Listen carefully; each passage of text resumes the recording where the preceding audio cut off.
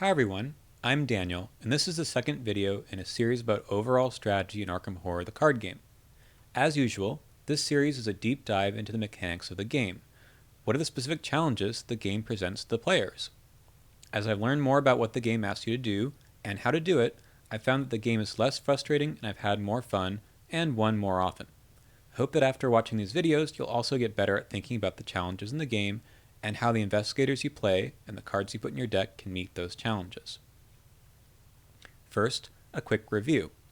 Last time, we outlined the three main challenges in the game: beating the Doom Clock, passing skill tests, and managing your resources. Then, we discussed action compression and extra actions as the main mechanism for not falling behind in the game.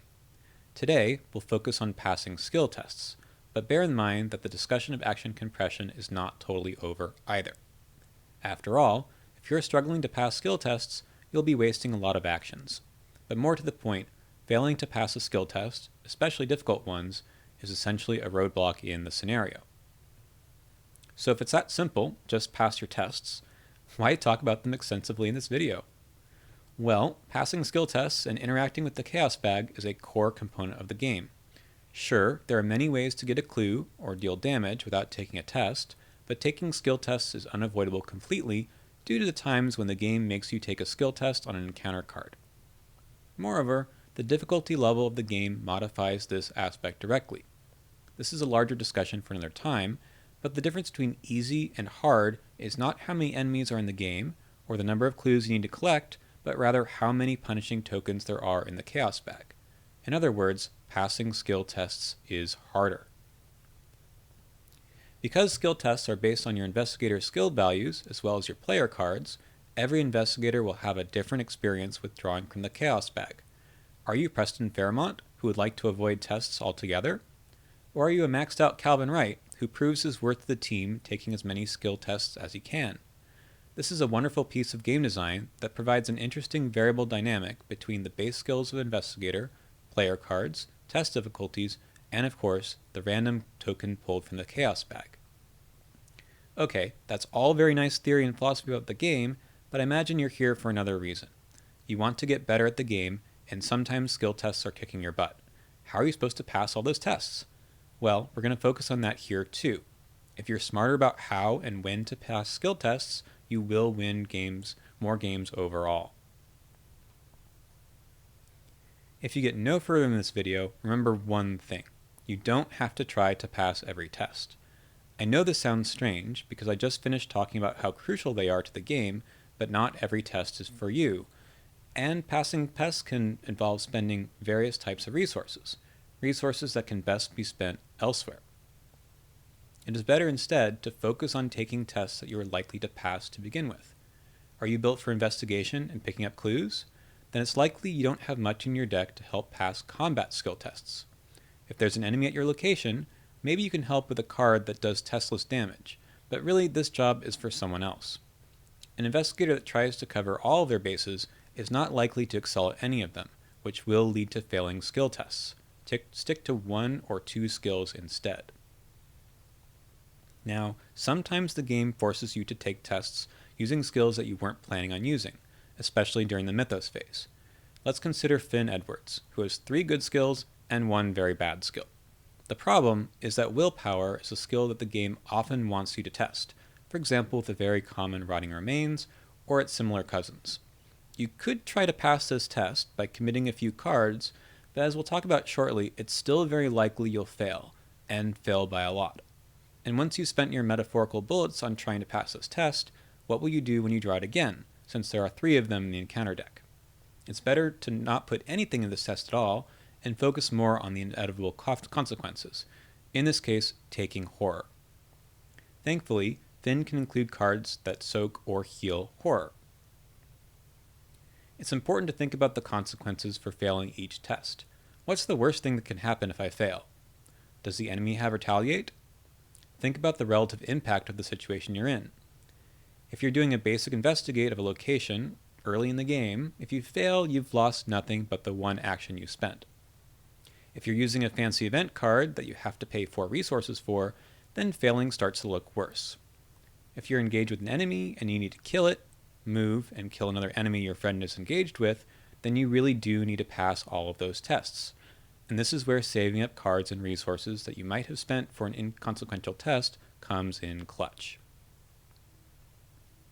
Before we move on any further, let's go over the basic mechanics of a skill test. This is an abridged outline from the rules reference. Step 1. Determine the skill test type and its difficulty.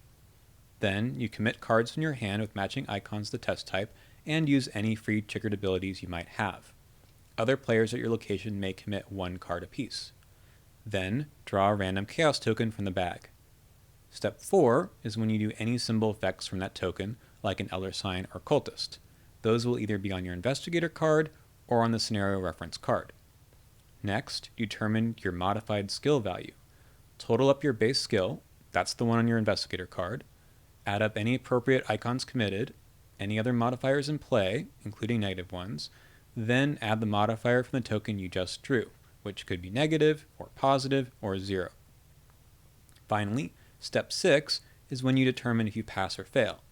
If your modified skill value, which cannot be below 0, is equal to or exceeds the difficulty of the test, you pass.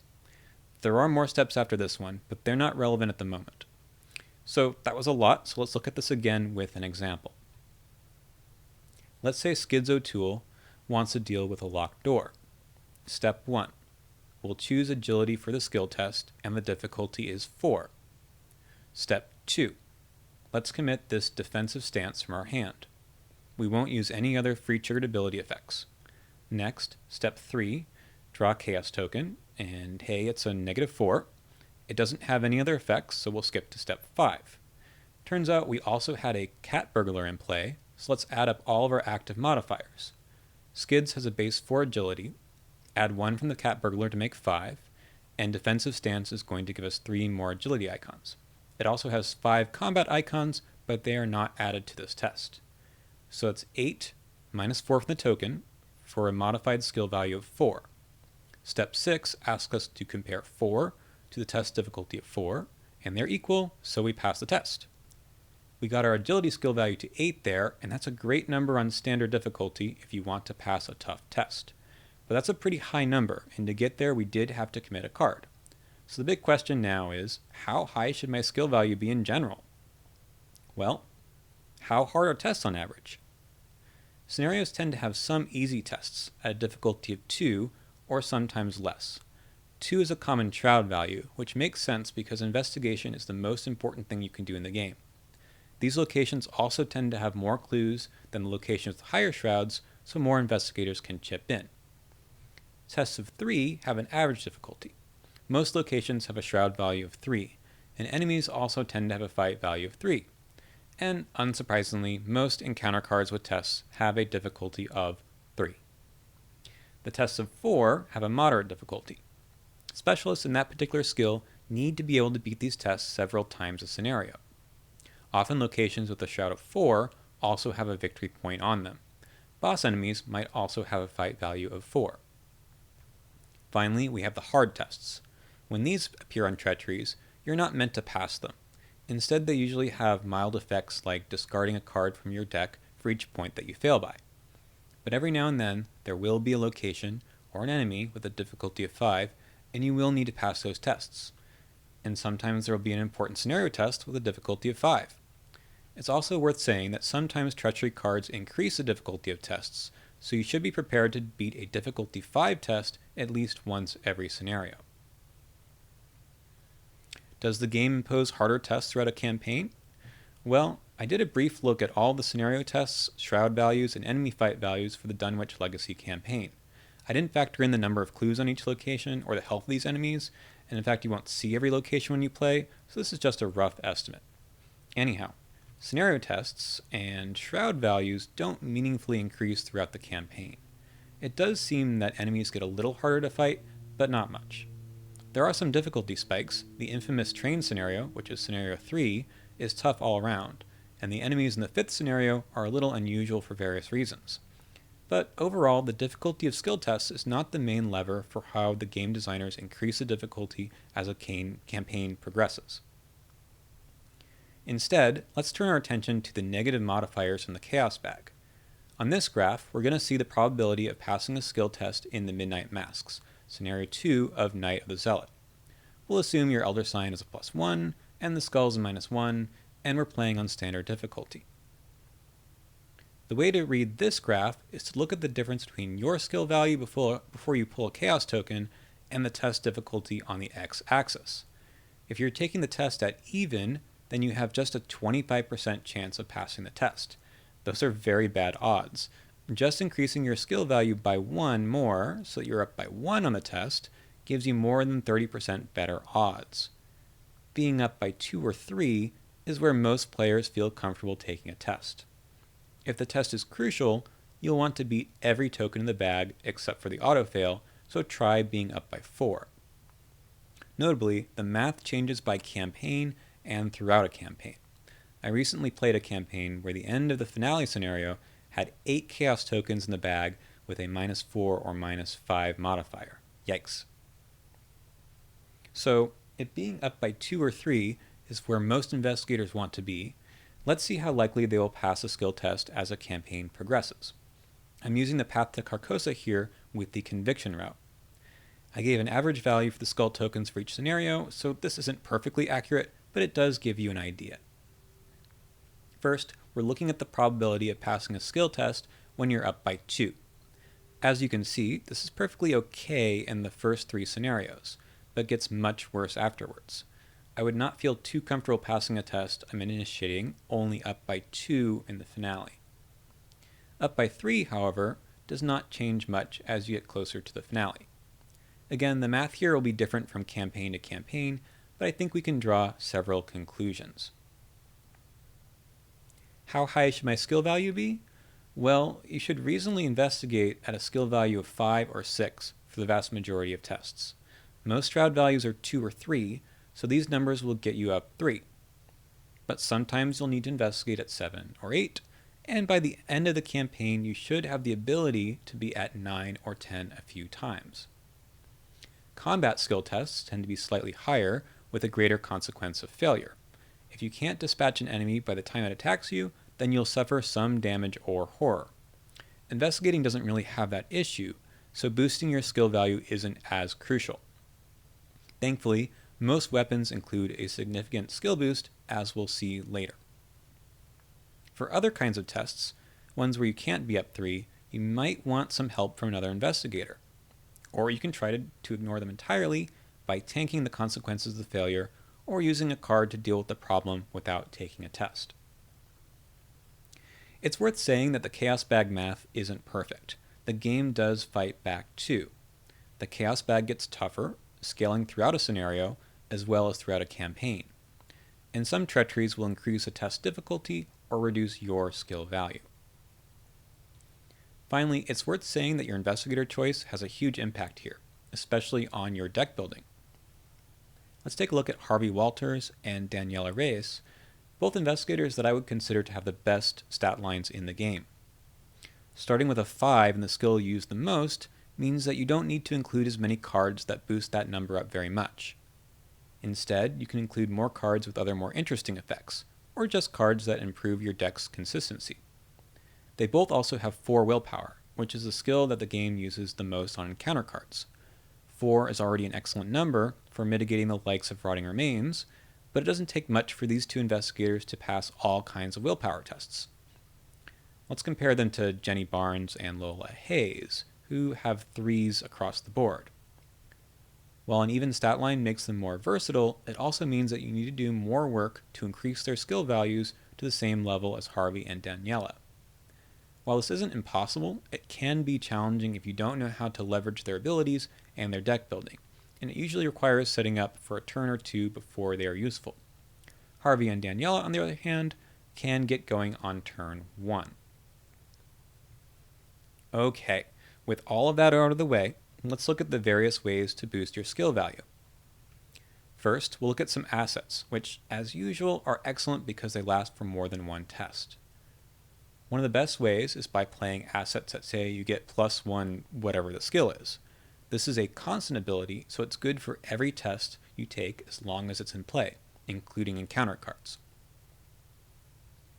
Next, there are a few assets that have an exhaust effect, so they're only good for one test each round. Similarly, there are boosts on assets that themselves trigger skill tests. Most weapons are this way.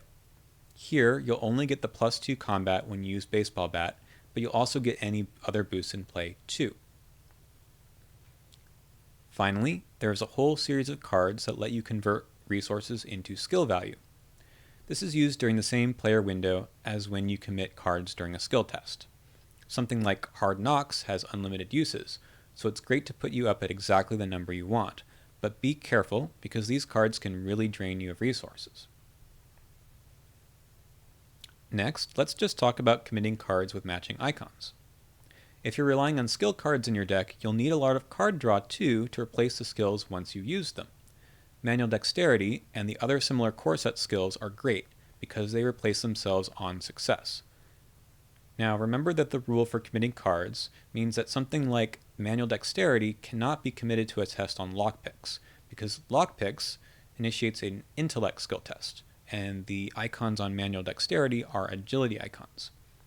You can, however, use Hard Knocks to increase your agility, and that would help out your lockpicks test.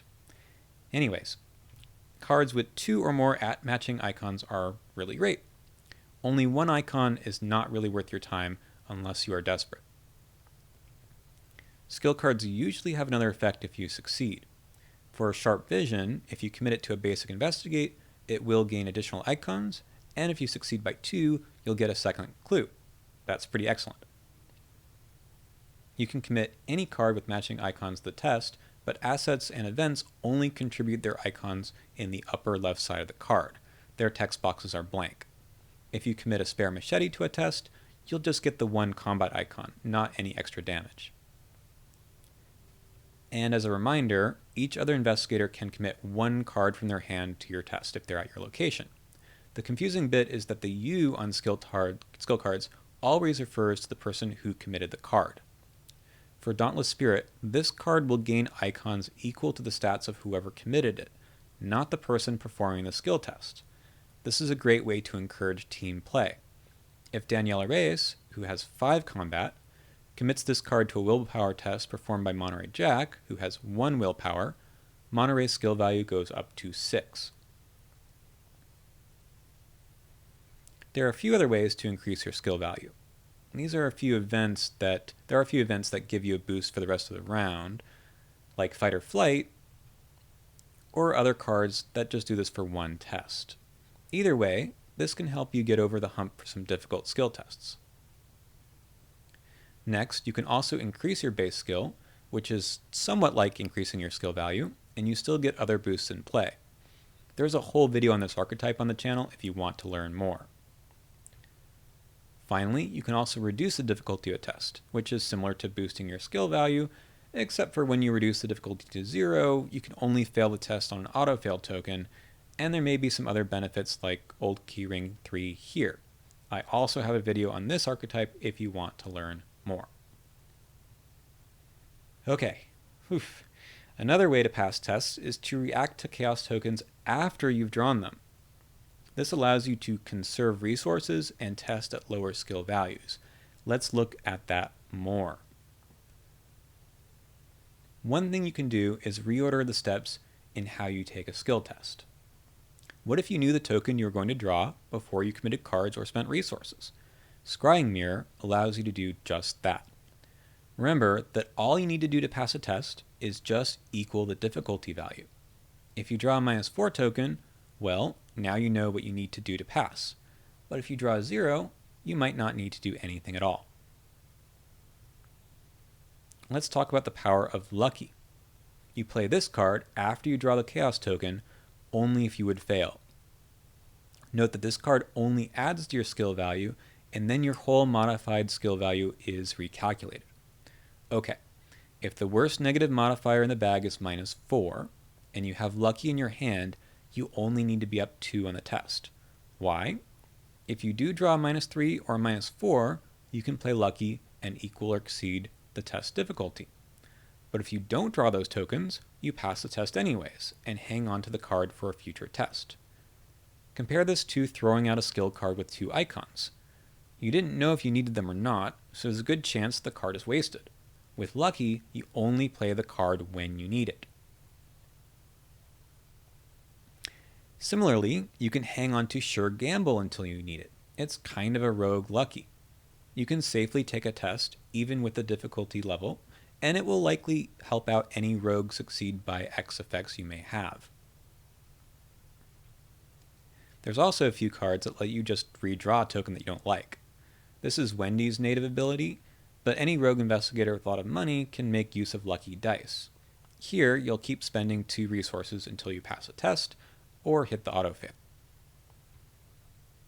Of course, you can also just not draw chaos tokens at all. You may still need to commit cards to meet a skill test difficulty, but you'll know exactly what you need to do. All of these cards sound a little bit like Chaos Bag Manipulation, which is worth talking about briefly here since it changes the odds of passing a test. In short, Chaos Bag Manipulation changes the contents of the bag or allows you to fish for advantageous tokens. Grotesque Statue is one such card. You'll draw 2 tokens and choose one. The other one is completely ignored, as if you hadn't drawn it at all. You could use this if you know there is only 1 token in the bag that will cause you to fail, or if you're trying to give yourself a better chance at passing a test you have no business passing. Sometimes the symbol tokens are the worst modifiers in the bag. Something like Ritual Candles will tone down their effects. One more way to influence what is drawn is just to take out one of the tokens altogether, which is what the seal mechanic does. Introduced in the Innsmouth's Conspiracy, Bless and Curse tokens will change the math of the Chaos Bag significantly. These tokens are either +2 or -2, but force you to draw another token and resolve it too. However, their effects are temporary. Once you've resolved them, they do not go back into the Chaos Bag. An entire video on Chaos Bag Manipulation is forthcoming, but for now it's worth saying that it's fine to lean into this archetype if you gain an additional benefit from specific tokens, like 6 cents here, or if none of your stats are high enough to guarantee passing often. It's certainly a much less straightforward way to approach tests, but it can definitely be fun. Okay, I'll finish things up here with some final thoughts. For one, try to be up 2 or 3 on the 1 or 2 skills you test the most, but eventually you'll need ways to be up 4 or 5 for a few tests. You'll need to dedicate some of your deck to this, but it really depends on which investigator you're playing. Next, trying to crush every skill test will run you out of resources. At least that's the case with most investigators. If you only use 1 skill and you already start with a base 5, you should be able to do this without too much trouble. Some tests are worth taking a chance on if the consequences of failing are not bad. Don't be too afraid of taking tests. Remember that even being up 1 on a skill test still passes on the majority of the Chaos Bag. But some tests are hopeless. Have a way to mitigate failing them, or find another way to deal with the test. Usually this will be looking for help from a friend. Speaking of, if there is a soft spot on your team, you may want to include a card with many matching symbols in case of emergency. There are several cards with 3 or more wild symbols on them, and they make for a great panic button in the game. Alright, that is the end of this strategy guide. We'll return to the series when I discuss managing resources, things like the number of cards in your hand, actual resource tokens, and your health and sanity. I hope you enjoyed thinking about how the game works with me, and now maybe you have some ideas for your next deck and campaign in Arkham Horror the card game. If you have any thoughts or questions, leave them in the comments below, and feel free to check out some of my other Arkham Horror videos here on the channel, and I'll see you in the next one.